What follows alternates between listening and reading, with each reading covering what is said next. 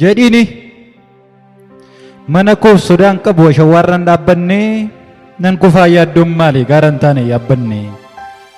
maal maqaan dheebuun duu lagan gunenoo qabaa eessattuu kufeen cabu harka abbaa koon na qabaa aggaamtee nan argattu ayyaana isaan na golgaa kufee achitti hin cabu natti godheera morgaa du'ee badannaan jettee gurrarraa sin akka arbaa yoon du'ees nan biqilaa samiirraan mana qabaa jedhiini ani qixxee kee miti warra galgala hin qabne warra garaan garlamee kallattiin akka malee tokkicha hundaan guutuu du'a isa seenaa godhe Yesuusitti namane gorsaa duwwaa gammadee afaan buleen ilchee nama galata galchuu garamiin itti dhufta taa'ii dhiyoof nyaadhu dhimmi koo kun sin galchuu jedhiini nyaaran isa guursisaa ofin isa uusisaa taa'ee kakuusaan arguu dadhabbiin ni facaase wanti tokkollee marguu jisaa gaariin arguu jettee gufuun tarreessin mirgaa bitan barreessin yeroo kiyyoonaaf keessuu diinuma akka keetu kiyyicha fuudhee dhoksaa narratti kaatataanaan biqilaan keen guddatutu bishaan obaaftuu raammuun qaa godhee gugsaa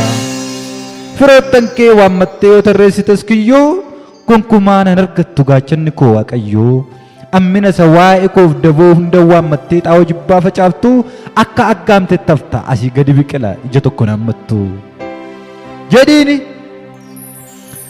dirree du'a koo eegduun boojuu guurradhee galaa ibidda boba'u keessan nagaa koo bayee galaa wanta natti ulfaatuuf waaqa koo tanaaf falaa hamaan anoof ba'uut walitti deebi'ee ol qalaa okoleen koo hin gogu mormaan gahee raafadhaa takka afaan koo hin gogu mootii nagaan faarfadhaa jedhiini karaan irra jiru immoo qoreef gufuu akka qabu dhaga'ee man jalqabee garuu kopheen hidhadhe abiddaan waan tuqameef caccabseen irra darbee sichittees sodaan qabu lafonaaf duwwaa keessaan eebba walitti qabaa kan lafarraa yuudhiisii man harki namaa na jaarre mirga abbaatiin qabaa ufumaa na balleessuuf waanuma qarshii tokko 100 hin bitinii utuu hamaa koo yaadduu citaa cabetuun fuudhin biftuun deebitee lixinii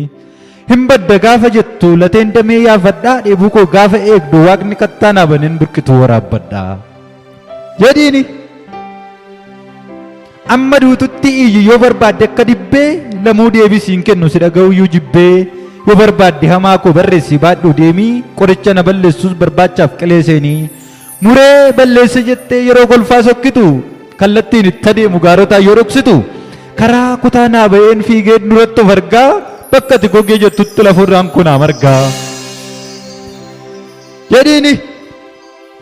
gamoon gungummiin ijaare galataan diigeen jiksee sammuu gaaffin dhiphise kunoo hedduu mirgisee gaarummaaf araara isaa erga lakkaawwaree yeroo gaddaaf gammachuun galata jedheen taree